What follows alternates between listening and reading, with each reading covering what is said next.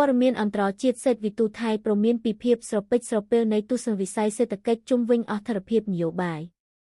សេដ្ឋវិទូថៃបានព្រមានពីភាពស្រពេចស្រពេលនៃទស្សនវិស័យសេដ្ឋកិច្ចថៃដោយសារតែអត្ថប្រភាពនយោបាយដែលបន្តអូសបន្លាយចំពេលប្រទេសនេះរៀបចំការបោះឆ្នោតនៅដើមខែកុម្ភៈឆ្នាំក្រោយនេះបើតាមការចុះផ្សាយរបស់កាសែតបាងកកប៉ុស្តិ៍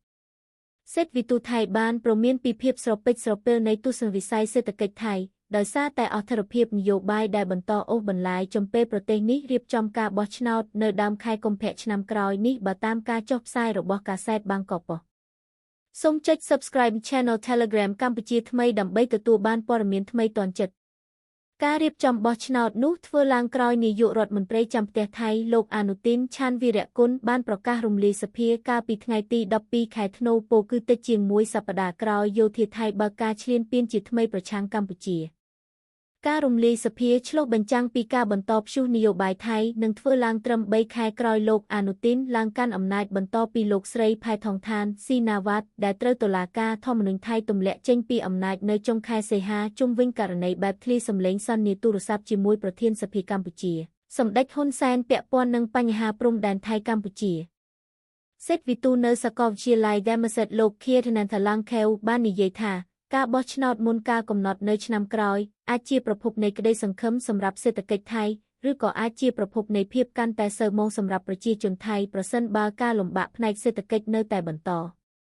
លោកបានថ្លែងយ៉ាងដូចនេះថាថៃត្រូវការគណៈនយោបាយក្នុងការបោះឆ្នោតដើម្បីបង្ហាញរចនាសម្ព័ន្ធសេដ្ឋកិច្ចថ្មីសម្រាប់ប្រទេសជាតិដើម្បីជំរុញការស្ទុះងើបឡើងវិញនៃសេដ្ឋកិច្ចលោកបន្តថាប្រសិនបើថៃបរាជ័យក្នុងការរៀបចំរចនាសម្ព័ន្ធសេដ្ឋកិច្ចរបស់ខ្លួនឡើងវិញក្នុងរយៈពេល2ឆ្នាំប្រទេសនេះនឹងធ្លាក់ចុះក្នុងការប្រកួតប្រជែងហើយមិនអាចដើរតាមទាន់សេដ្ឋកិច្ចដែលកំពុងរីកចម្រើនយ៉ាងឆាប់រហ័សរបស់វៀតណាមបានឡើយបើតាមសេដ្ឋវិទូដែលកិច្ចខិតខំប្រឹងប្រែងកន្លងមកក្នុងការរៀបចំរចនាសម្ព័ន្ធសេដ្ឋកិច្ចថៃឡើងវិញបានផ្ដោតលើផ្នែកផ្គត់ផ្គង់ឬការកែលម្អសមត្ថភាពរបស់សហគ្រិនដែលបានបង្ហាញថាមានភាពលំបាកខ្លាំងណាស់លោកបានបន្ថែមថាការបោះឆ្នោតនាពេលខាងមុខគួរតែមានការប្រកួតប្រជែងគ្នាខ្លាំងហើយគណៈណាដែលអាចរក្សាកំណើនសេដ្ឋកិច្ចថៃបានដោយជោគជ័យនោះទំនងជានឹងកាន់អំណាចបានយូរ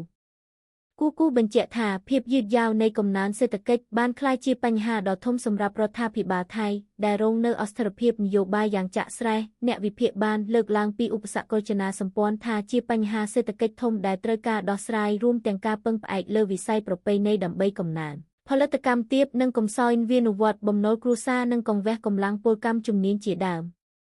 អស្ថិរភាពនយោបាយថៃមានន័យថារដ្ឋាភិបាលថៃពិបាកនឹងសម្រេចគ្នាលើយុទ្ធសាស្ត្រដើម្បីដោះស្រាយបញ្ហារចនាសម្ព័ន្ធទាំងអស់នេះខណៈបង្កើតជាភាពស្រពេចស្រពើផ្សេងដែលប៉ះពាល់ដល់ទំនុកចិត្តវិនិយោគិននិងបង្កភាពយឺតយ៉ាវដល់ការអនុវត្តគោលនយោបាយសេដ្ឋកិច្ចផ្សេង